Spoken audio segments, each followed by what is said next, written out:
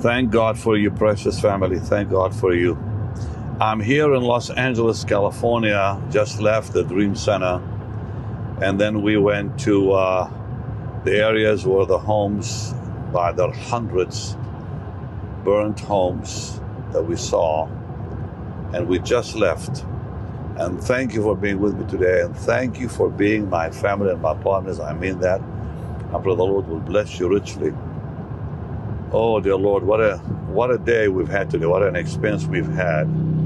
Tomorrow I'll be showing you what we saw today. You'll be in shock, I promise you. You'll be amazed to see what God's people are doing today is remarkable in helping people in need. So I came to California and we had a meeting Monday night. Our partners came together. It was wonderful. And then I also came to be with Matthew Barnett. Pastor Matthew Barnett and I have been friends for many years, and his wonderful daddy was on my board years ago, wonderful friends of mine. And I just felt in my heart to come and to stand with them and to see what I can do to help. Because, you know, you and I saw on the news all the devastation of the burnt homes. The size of New York City, they say. As many homes. You were looking at it, by the way. I have Marie back there and Lucas and dear Jackson is driving. They said it was the size of New York City that burnt. You've got a microphone with you, Marie? Yes, sir. Yeah. Yes. And you saw the devastation today. It's like really shocking. It was shocking. As I was saying, it's Tell the shocking people, already. tell them. When you see it on the news, you are shocked. You're already wondering if it could be possible. But once you are on the ground, it is so devastated. It's like a bomb went off. Yeah. And you see those houses with nothing left standing, even if they had a fireplace. And you see people trying to salvage anything they can from the ground because there's nothing left, literally. So what happened, we started by going first to the Dream Center, where thousands of people come every day for food and clothing and all the things that they need that they had lost in the fires.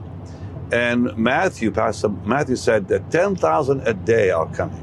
10,000 people a day now, they've been coming through just from morning till evening and in need. And precious people, volunteers, have come from all over the U.S. to help. And I talked to some of them today. And then I went to the areas that had been burned. And to my surprise, as you'll see tomorrow, because we're going to show you all that, the people of the city were not even there. It was God's people there from the Dream Center and from Baton in Redding that were helping down there, dressed all of them, many of them in those white, what do you call them again? Hazmat suit. Huh? Hazmat suits. Oh, hazard suits, yes, sir. Okay, suits. Yep. And with things, you know, so they don't have to breathe all the toxins that is in the air. Quite dangerous there to just breathe. So we went there, and I said, no, we need to go see it. We need to show our people what's going on there. But I was surprised that God's people were the only people there helping and cleaning things and looking to help the people that lost homes. And so it was very numbing, very shocking. You know, you don't see that all the time. I mean, we've been to areas that were devastated back in Katrina, in New Orleans. I went there years ago, and other places.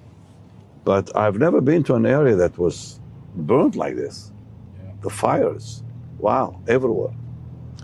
Well, thank God for the church. Thank God for God's people, because they, you know, let your light so shine among men, it says. And this is, it's happening right now. We saw that today. We saw that today. God's precious people volunteering, giving food away, giving clothing away, and helping people find shelter. A whole school was burnt. They lost their laptops, and now they're helping them get their laptops. And it's precious to watch. And I was saying to Pastor Matthew that during the Great Depression, A.M.B. Semple and McPherson, that's the same place, by the way, the Dream Center, is where Amy Semple McPherson had her great ministry there at the at the temple called Angelus Temple, not far from where we were today. Of course, they've expanded now. There's a beautiful hospital that they bought to help people, and put this down a second. And you see the beautiful people of God there helping. But back then, during the Great Depression, Amy helped more people than the government of California. And I'm thinking, we're seeing it again. It's God's people now out there feeding and clothing people and helping people. Wow, it's amazing. Because people lost everything with those fires.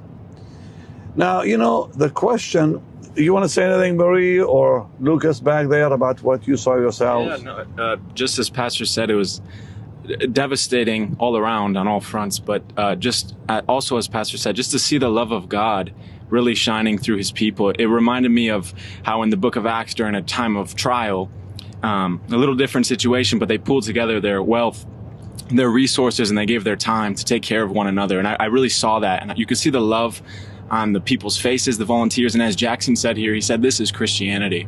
So it was really, really heartwarming and devastating at the same time. Jackson, you want to say something? I know you're driving in this lovely traffic, but you want to hold the mic, or maybe Lucas hold it for you? Yeah, just devastating to see, like everything. But again, like just to repeat, to see the love of God shine through these people as they ministered to the people that were affected by these fires. And then, you know, just to see them come from distances from all over.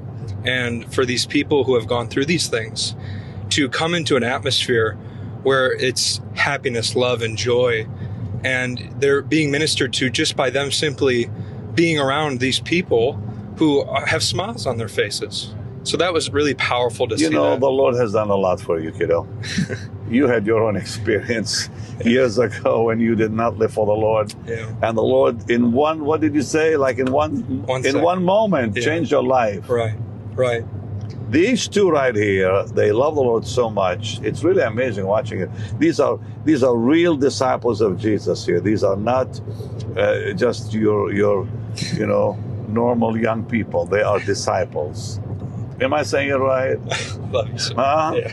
Well, maybe I shouldn't say normal young people, but I mean, we don't see a whole lot of people like this that are so committed to the Lord. And I'm seeing more and more of them right now, thank God, you know. But you're also two of them. That's just quite wonderful to see. Well, thank you. Listen, give dear Marie back there that mic one more time. But people may ask, like, why these things happen? Why do bad things happen? Well, we live in an evil world, that's why. There is a devil out there. And we can't blame God for this. God is a good God. And we have to remember that. Our God is a good God. God Almighty does